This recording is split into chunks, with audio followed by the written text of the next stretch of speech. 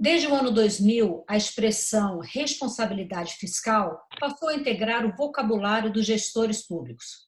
Evitar ultrapassar os limites de despesas impostos pela lei é uma preocupação constante. Mas o que dizer da responsabilidade fiscal em tempos de coronavírus? No Palavra Aberta, que começa agora, eu converso com o deputado Áureo Ribeiro, do Solidariedade do Rio de Janeiro, que é autor de uma proposta sobre o tema. Olá, deputado, seja bem-vindo ao nosso programa em tempos de teletrabalho, né? Palavra Aberta virtual. Eu queria que o senhor explicasse quais são as principais propostas, qual é a principal ideia da sua proposta. Primeiro, agradecer o espaço aberto, nesse momento que a gente está reaprendendo a comunicar com as pessoas de uma forma virtual, que facilita, mas sem perder a transparência e a oportunidade de falar para a população brasileira. Quero agradecer porque esse projeto que apresentamos ele é fundamental no momento de epidemia e pandemia mundial. O que é isso, em tese, facilitar que as pessoas possam entender? Nós temos uma lei de responsabilidade fiscal, que permite o gestor público ali alocar.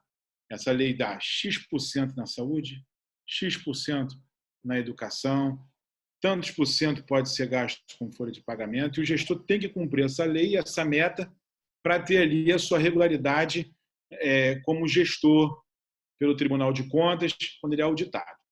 O governo federal agora, a gente acabou há poucos dias de votar na Câmara dos Deputados, uma liberdade no momento de crise de o presidente da República poder mexer nas alocações das verbas carimbadas.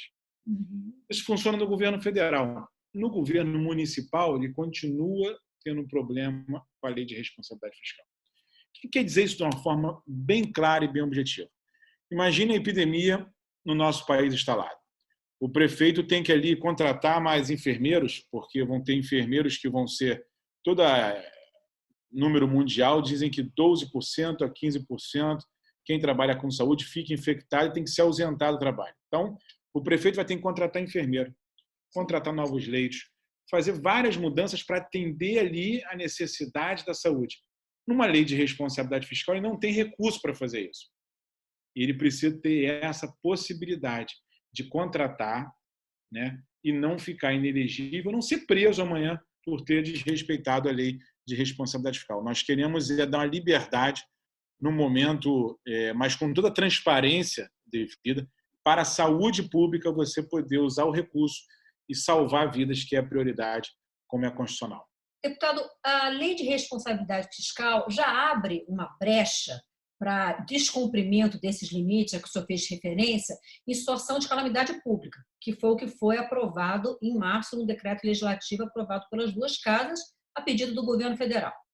Mas a legislação não fala em situação de emergência, né? E a sua proposta trata exatamente disso, de situação de emergência. A minha proposta é clara porque a gente vai viver um período de alguns meses muito curto, a gente acredita nisso, com a questão da epidemia no Brasil. Existem algumas previsões legais, constitucionais, que a gente poderia utilizar dessa ferramenta, mas não é o caso. Aqui a gente especificou claro. Você imagina o seguinte, eu sou de uma cidade de 1 milhão de habitantes. Eu sou da cidade de Duque de Caxias, na Baixada Fluminense. Nosso emprego aqui é um emprego informal. O cara é camelô, a senhora vende quibe, empada, a outra vende cocada, o outro é motorista de aplicativo. O nosso emprego aqui é um emprego informal da população. Uma cidade grande que atende às cidades em torno e atende a capital do Rio de Janeiro por estar sendo divisa com a capital. Quando você tem a lei de responsabilidade fiscal, o prefeito não tem muito o que fazer para ajudar a gente a sair dessa pandemia e epidemia no nosso país. Você imagina o seguinte, começou a se botar opção para as pessoas, a gente fala de isolamento social, ou você se isola ou você come. É uma realidade triste, né? Mas as pessoas começam a botar para você escolher se você vai comer ou se você vai se isolar. E aí tem várias defesas, tem várias pessoas com muita demagogia, fica defendendo algumas teses. Eu defendo a tese que o Estado tem que prover. Isso já aconteceu em 1929, isso já aconteceu com a economia americana, quando quebrou as bolsas, isso já aconteceu no mundo. o Estado tem que ser o provedor agora, porque para isso que servem nossos impostos, para isso que a gente mantém o Estado, de poder aplicar na economia. Se o prefeito tem a liberdade da lei de responsabilidade fiscal, ele pode aplicar na economia local do seu município, manter o isolamento, ajudar a passar essa epidemia para que a gente possa superar e sobreviver a uma epidemia no nosso país. Essa eu acho que é uma oportunidade importante para explicar para quem nos assiste uma diferença que é fundamental entre União, Estado e municípios quando a gente fala dessa possibilidade de gastar além. A União pode rodar a maquininha, vamos dizer assim, a União pode emitir títulos públicos e captar recursos, criar dinheiro. Estados e municípios não têm essa opção. Daí a importância de haver essa flexibilidade na gestão desses recursos. Você imagina o seguinte, a União, quando falta recurso, ela vai lá e emite moeda, bota a moeda no mercado e não tem problema nenhum, aumenta o déficit e toca a vida. Os estados e os municípios não têm essa facilidade. Só que a gente não vive na União. Nós vivemos nos municípios. O nosso problema está nos municípios. É aqui em Duque de Caxias que a gente tem que garantir o isolamento. É aqui que a gente tem que garantir a alimentação para aquela senhora que é ambulante. É aqui que a gente tem que garantir para o motorista de aplicativo. É aqui que a cidade tem que prover o isolamento e cuidar do seu povo. Só existe nação se tiver população. A gente tem que, não pode ser demagogo no momento desse e tem que trabalhar com a realidade. Nós precisamos injetar agora no mercado, tanto a União quanto o governo do Estado, o governo municipal.